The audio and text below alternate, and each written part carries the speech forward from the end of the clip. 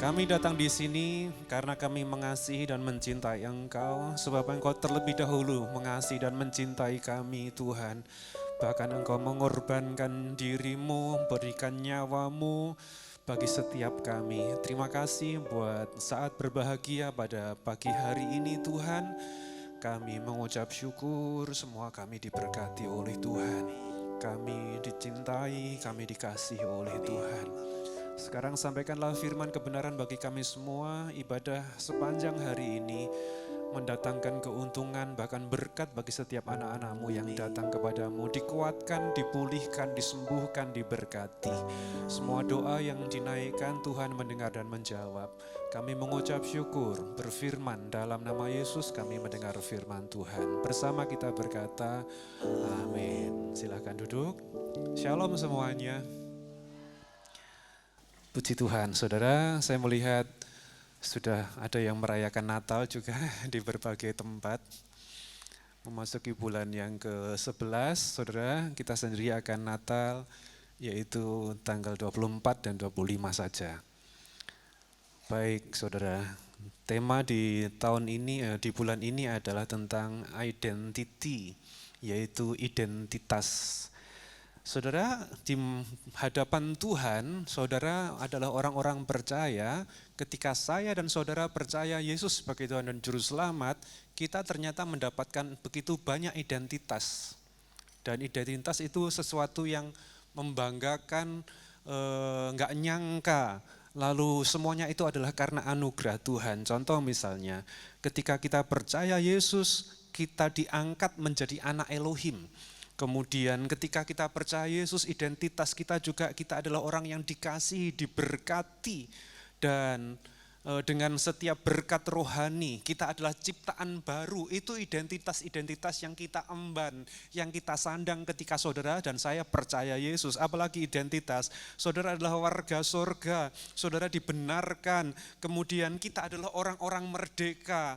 Kemudian ada lagi, kita adalah ahli waris kerajaan surga. Kemudian kita adalah sahabat Kristus. Itu identitas-identitas yang Tuhan berikan kepada setiap orang yang percaya kepada Dia. Kita dikuduskan, dipisahkan dari dunia. Kita diampuni, kita dimeteraikan oleh Roh Kudus. Kemudian kita juga adalah bait Roh Kudus. Keren bukan, saudara? Ini semua kita dapatkan karena anugerah Tuhan. Karena saudara dan saya percaya Yesus sebagai Tuhan dan Juru Selamat. Oke, kita membaca ayat terlebih dahulu, saudara. Begitu banyak identitas, tetapi pada pagi hari ini saya mengambil 3 saja, saudara, yang ingin saya sampaikan kepada saudara. Roma 8 ayat 14 sampai dengan ayat yang ke-16. Sebab setiap orang yang dipimpin oleh Roh Elohim adalah anak-anak Elohim. Sebab kamu tidak lagi menerima roh perbudakan yang mendatangkan ketakutan, melainkan roh yang menjadikanmu anak, yang olehnya kita berseru, Aba, Bapa. Kemudian roh itu memberi kesaksian bersama dengan roh kita bahwa kita adalah anak-anak Elohim. Ya saudara, yang pertama adalah, ini adalah tentang identitas sebagai anak Elohim. Kita adalah anak-anak Tuhan, mendapatkan status sebagai anak Elohim, itu adalah sesuatu yang luar biasa. Saya katakan ya, sesuatu yang sangat luar biasa, anugerah. Mengapa demikian? Karena siapa saudara? Siapa kita? Kok kita bisa mendapatkan julukan status anak Tuhan, anak Elohim, anak raja di atas segala raja. Kita manusia yang berdosa, yang tidak mau mengenal kebenaran, kita yang jahat dengan penuh tipu daya. Betul saudara, manusia, firman berkata, tidak ada seorang pun yang benar, semua sudah kehilangan kemuliaan Tuhan. Lah, sementara Dia adalah Elohim yang agung, yang suci, kudus, mulia.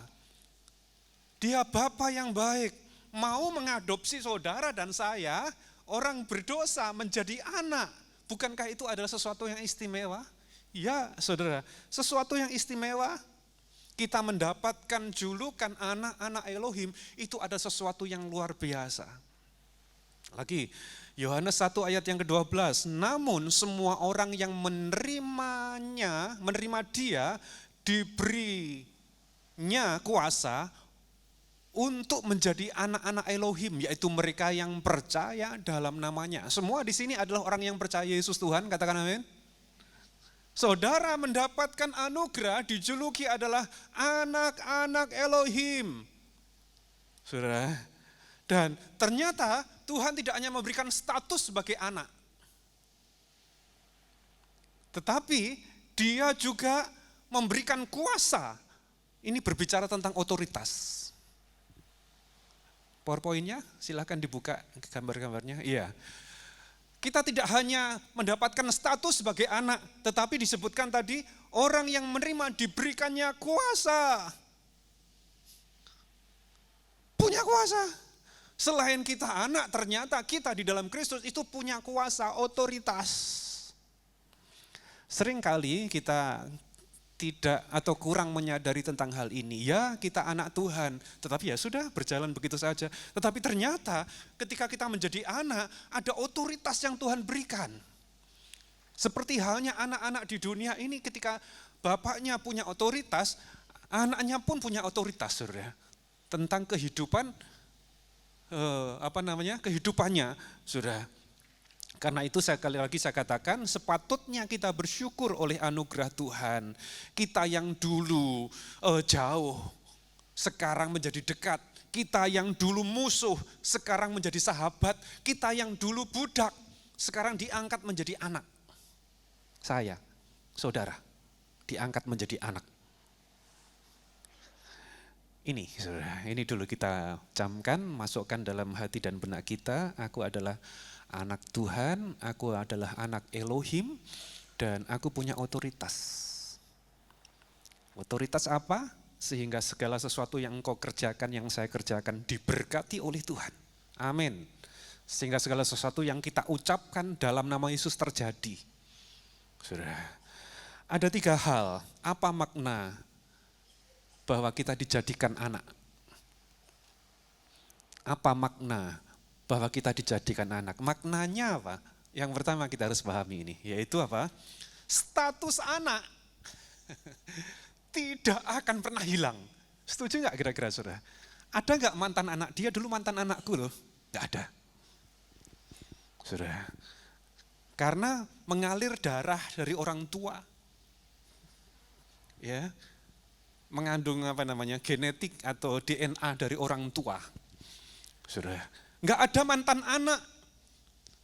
Makanya ketika engkau diadopsi menjadi anak raja, menjadi anak Tuhan, ketika engkau percaya Yesus itu berlaku 1 kali. Dan itu terus menerus sampai selama-lamanya. Enggak pernah Tuhan memecat kita jadi anak, enggak akan pernah terjadi. Ya, saudara, saya sendiri waktu mempersiapkan khotbah ini, wow, diberkati sekali, saudara. Sekali lagi bahwa ketika kita diangkat menjadi anak oleh Bapa melalui pengorbanan Kristus Yesus, status itu tidak akan pernah hilang dan akan terus melekat di hidup kita, yaitu sampai selama-lamanya. Tidak ada yang namanya mantan anak, sekali anak tetap anak, saudara. Makanya kita disebut bahwa anak-anak Tuhan. Perumpamaan akan anak terhilang yang tertulis di Injil Lukas itu perumpamaan atau kisah yang sangat pas, yang menggambarkan hubungan antara Bapa dengan kita, anak-anaknya. Semua kita tahu bukan? Anak bungsu yang memberontak kepada orang tua, yang mungkin gak mau dengar-dengaran, yang juga mungkin kurang ajar kepada orang tuanya, melakukan kesalahan yang fatal. Dia pergi berfoya-foya menghabiskan harta, saudara. Akhirnya habis, miskin, kelaparan, melarat, compang-camping, bau babi. Anak sudah melakukan hal yang seperti itu. Tetapi orang tuanya, saudara, masih menganggapnya sebagai anak. Iya, orang tuanya masih menganggapnya sebagai anak. Buktinya apa, saudara? Buktinya adalah ketika anak itu dalam perjalanan pulang, belum sampai rumah, saudara, ditunggui oleh orang tuanya bukan? Belum sampai rumah, belum masuk halaman rumah saudara, disongsong, dijemput, dipeluk, meskipun bau babi, compang-camping, kotor, saudara. Tapi orang tua masih menganggapnya sebagai anak. Dipeluk lagi, anakku, anakku.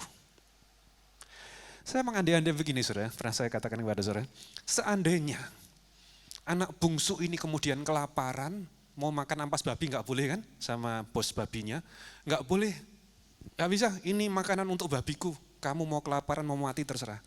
Seandainya anak ini mati kelaparan di samping babi, seandainya, kira-kira ayahnya masih menganggap itu anaknya enggak?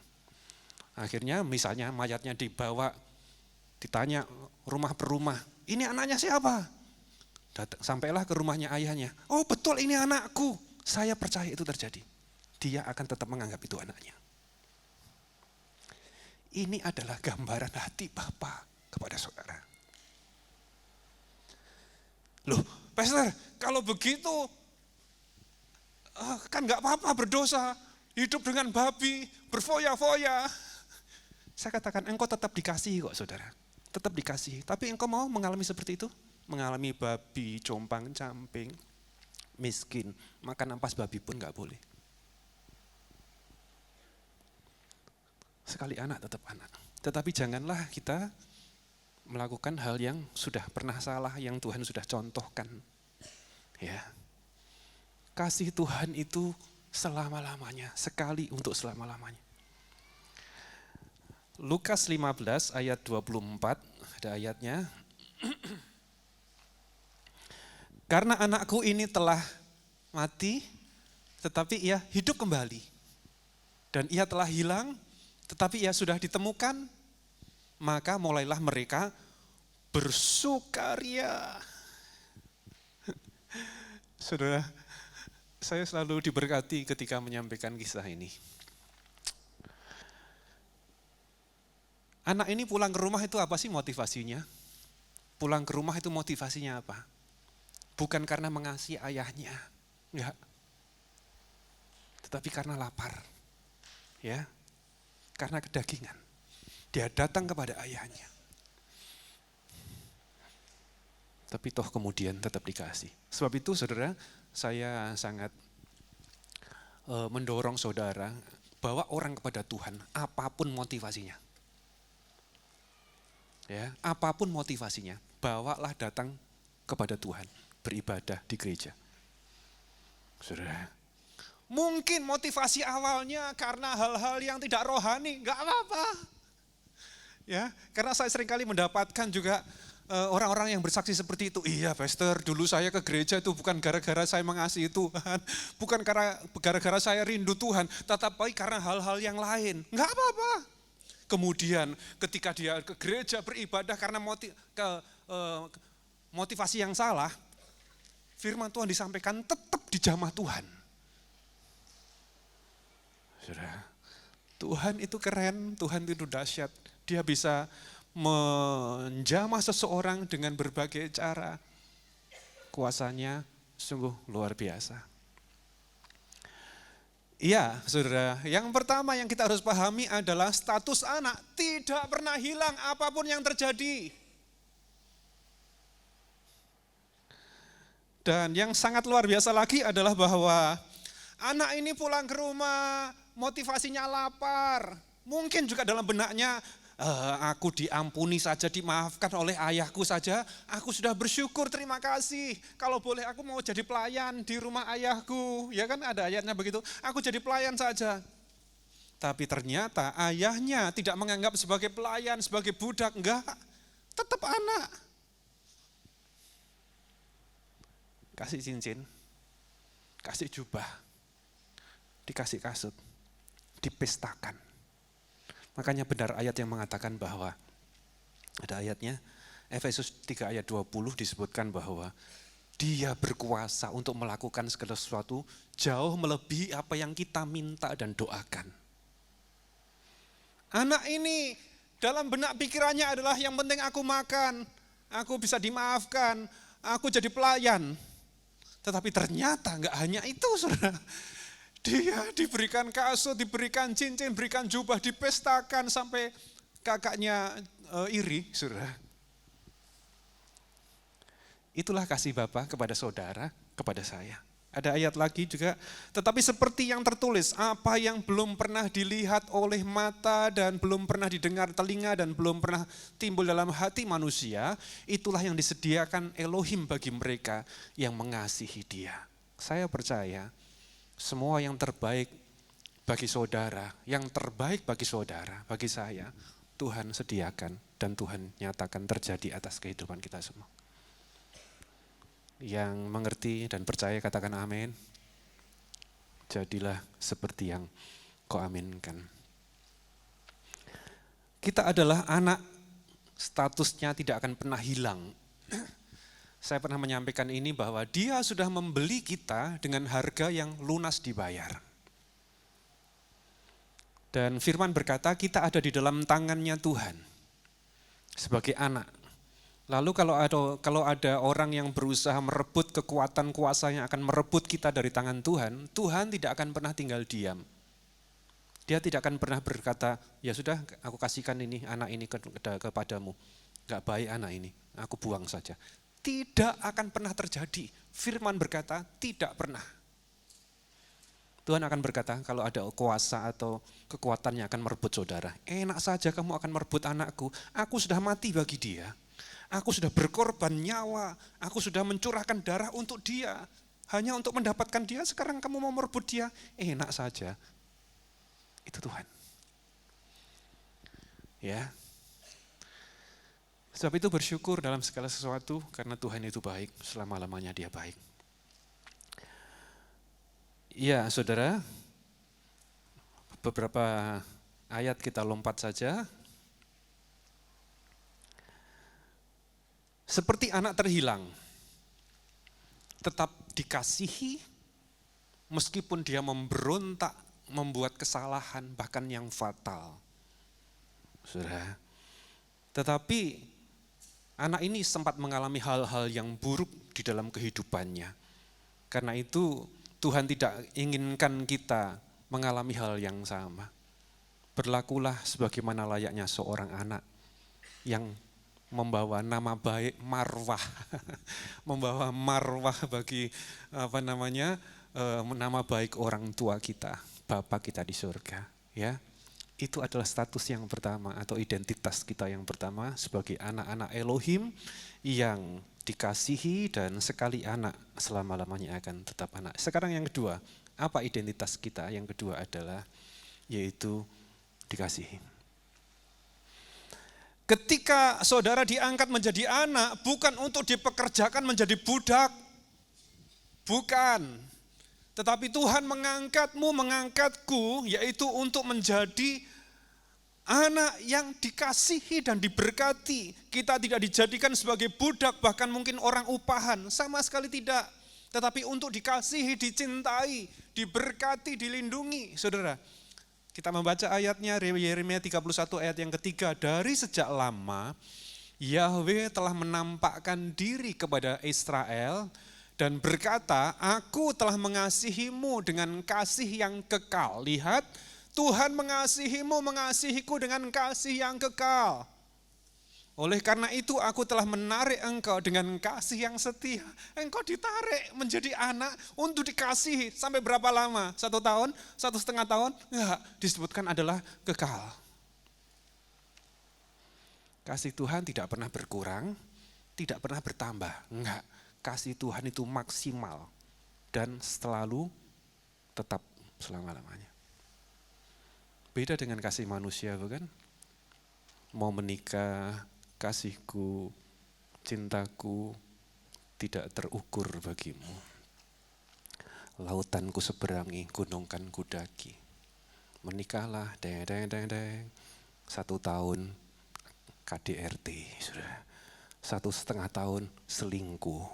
Aku gak cinta lagi sama kamu, katanya. Kasih manusia, tetapi kasih Bapa tidak seperti itu. Saya dikasih Tuhan. Sejak saya lahir sampai sekarang kasih Tuhan tidak pernah berkurang. Dan itu saya rasakan. Demikian juga kepada saudara. Iya, dikasihi. Sebagaimana layaknya orang tua kepada anaknya, orang tua kalau saudara sebagai orang tua, saudara mengasihi anak, pasti mengasihi bukan? Saudara orang tua yang normal ya, mengasihi anak, memperhatikan, memenuhi, mencukupkan segala kebutuhannya, menjagai, melindungi, merancangkan hari depannya, kemudian memberikan semua yang terbaik untuk anak-anaknya. Itu orang tua yang normal. Mengasihi. Ada kalimat yang sangat bagus begini, saya tulis. Segala yang baik yang orang tua lakukan kepada anaknya, Bapamu di surga melakukannya berlipat-lipat kali ganda. Kalau saudara sebagai orang tua melakukan yang terbaik untuk anak-anak, Bapa di surga melakukannya bagi saudara berlipat-lipat kali ganda. Kalau engkau sebagai seorang anak, engkau mendapatkan perlakuan yang istimewa dari orang tuamu, puji Tuhan. Ingat, Bapamu di surga memberikannya, memperlakukanmu lebih baik lagi berlipat-lipat kali ganda. Buktinya apa? Bahkan dia sudah memberikan nyawanya kepada saya dan saudara. Engkau dikasihi sebagai anak yang dikasihi, dia sudah membuktikan bukti yang sempurna, yaitu menyerahkan nyawanya, darahnya tercurah, tubuhnya terpecah, yang hari ini juga kita mengikuti perjamuan kudus mengingat akan pengorbanan Kristus Yesus Tuhan. Saya dikasihi, saudara dikasihi Tuhan, pengorbanannya sempurna. Filipi 2 ayat yang ke-6.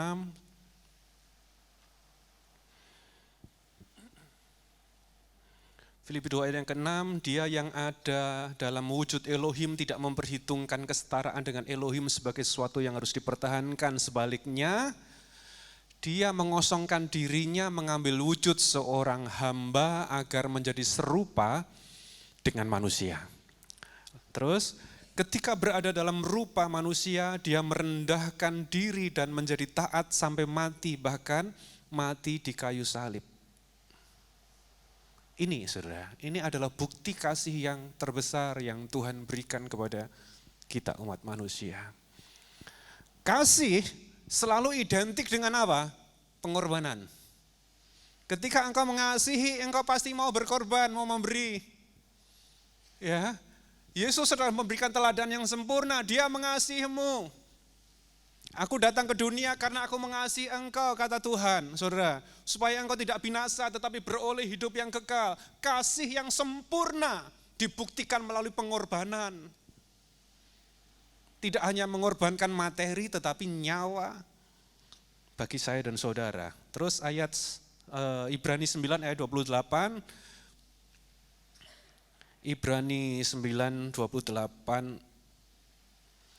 Demikian juga Kristus mengorbankan dirinya hanya satu kali saja untuk menanggung dosa banyak orang. Dan dia akan menyatakan diri pada kali yang kedua bukan untuk menanggung dosa, melainkan membawa mereka yang menanti-nantikan dia kepada keselamatan penuh.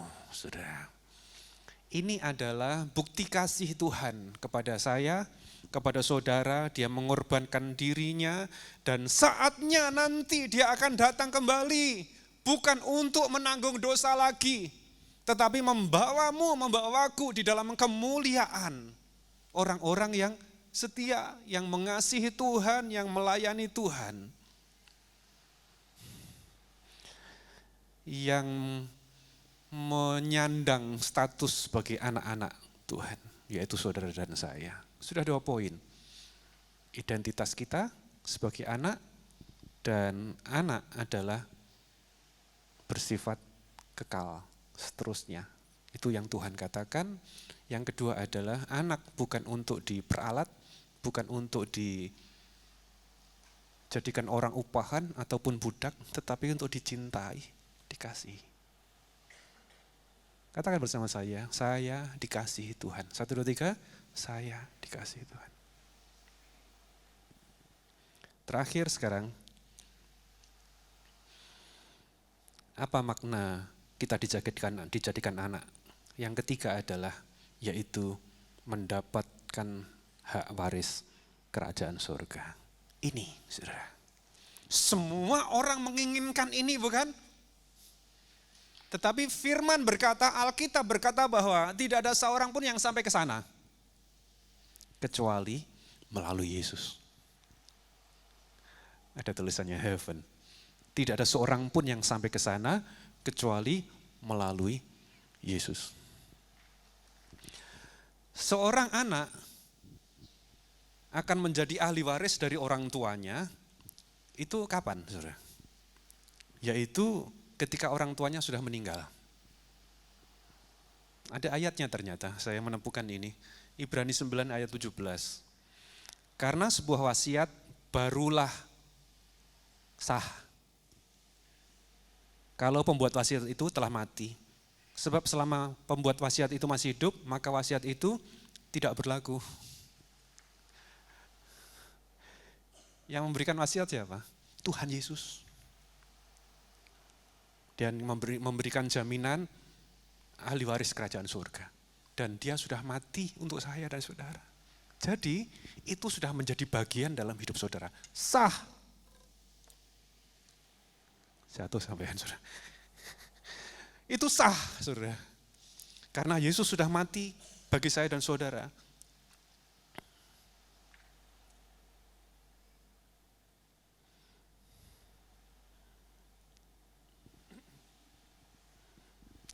Kita sudah mendapatkan jaminan keselamatan yang kekal.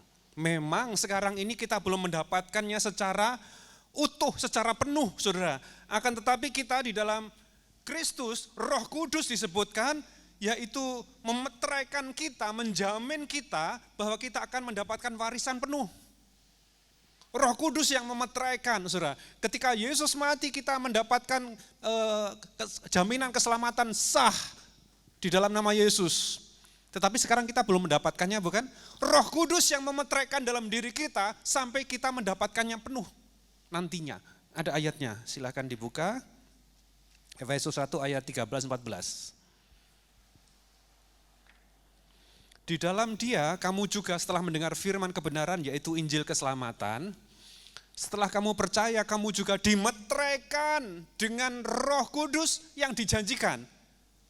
Saudara, Roh Kudus itu merupakan jaminan warisan hingga pada datangnya hari penebusan kita sebagai miliknya untuk memuji kemuliaannya. Ya. Jadi kita menjadi anak, dikasihi, dicintai, mendapatkan jaminan keselamatan itu kemudian dimeteraikan lagi loh saudara. Tuhan ingin memastikan itu enggak akan hilang. Aku meteraikan.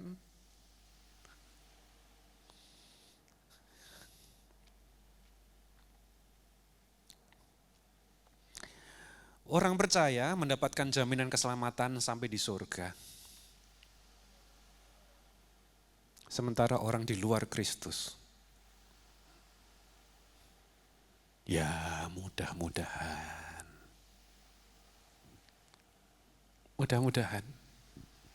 Tetapi Alkitab berkata, hanya satu jalan. Namun bagi saudara-saudara di dalam Kristus, jaminan keselamatan sampai di surga, itu dimeteraikan oleh Roh Kudus di dalam diri kita sampai pada hari kedatangan Tuhan. Sementara orang di luar Kristus tidak akan pernah mendapatkannya, sama sekali tidak akan pernah mendapatkannya. Ayat terakhir Galatia 4 ayat 6 dan 7. Dan karena kamu adalah anak, maka Elohim telah menyuruh roh anak. Tadi sudah kita baca ini ya, kita baca lagi. Dan karena kamu adalah anak, maka Elohim telah menyuruh anaknya ke dalam hati kita yang berseru, ya Aba, ya Bapa. Jadi kamu bukan lagi hamba, melainkan anak.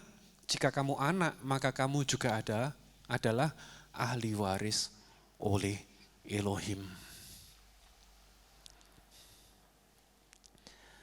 Ada pertanyaan begini saudara. Kalau keselamatan itu bersifat kekal, kalau status anak itu bersifat seterusnya, tapi kenapa Pastor kok ada yang meninggalkan Tuhan? Berarti kan gak selamat katanya. Percaya Yesus selalu meninggalkan Tuhan. Berpindah, bahkan menghujat Tuhan lagi. Saudara tahu jawabannya apa? Jawabannya adalah ketika orang menjadi percaya Yesus, sepertinya punya, tetapi ternyata tidak. Seperti halnya Yudas, bahkan mencium Yesus, murid Yesus, sepertinya punya keselamatan, tapi ternyata tidak. Saudara. Jadi jangan berkata, oh berarti keselamatan gak kekal, status anak itu bisa hilang. Saya katakan tidak, firman Tuhan berkata tidak. Dia akan memegang teguh itu. Nanti kita akan membaca ayat terakhir. Tuhan akan memegang teguh itu, perjanjiannya. Jadi kalau ada orang yang meninggalkan Tuhan, sebetulnya memang sesungguhnya dia belum punya. Saudara, belum punya itu. Mungkin hanya ikut-ikutan, mungkin hanya untuk kesenangan, dan seterusnya, saudara.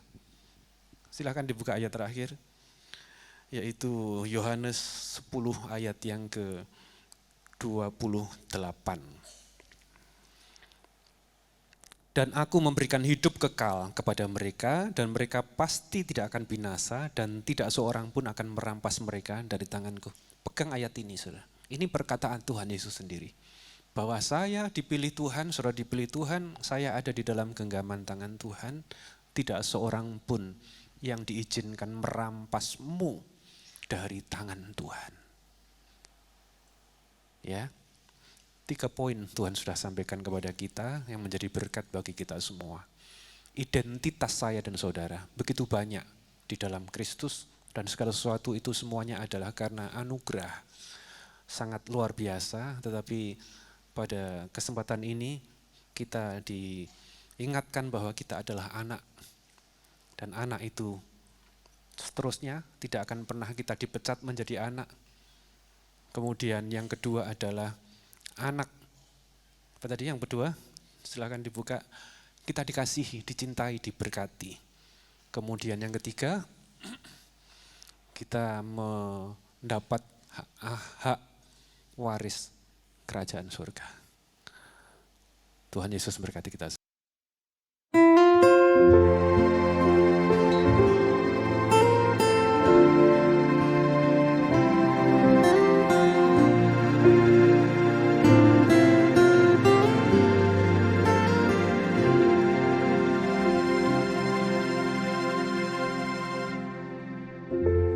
Ku bersyukur padamu buat kasih setiamu Yesus Tuhan. Kau yang selalu ada bagiku, ku percaya akan firman. Kaulah kekuatanku saat ku lemah, Kaulah pengharapanku saat aku berseru dan manggil namamu Yesus.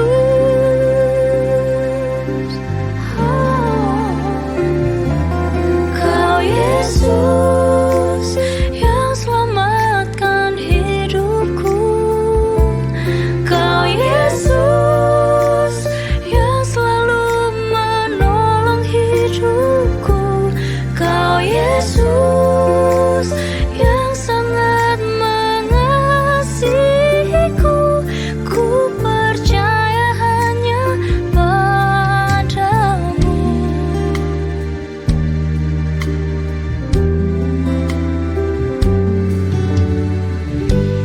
Ku bersyukur padamu buat kasih setiamu Yesus Tuhan. Kau yang selalu ada bagiku, ku percaya akan firman-Mu. Kaulah kekuatanku saat ku lemah, Kaulah pengharapanku saat aku berseru dan memanggil namamu Yesus. Yesus yang selamatkan hidupku. Kau Yesus yang selalu menolong hidupku. Kau Yesus yang sangat mengasihiku. Ku percaya hanya padamu.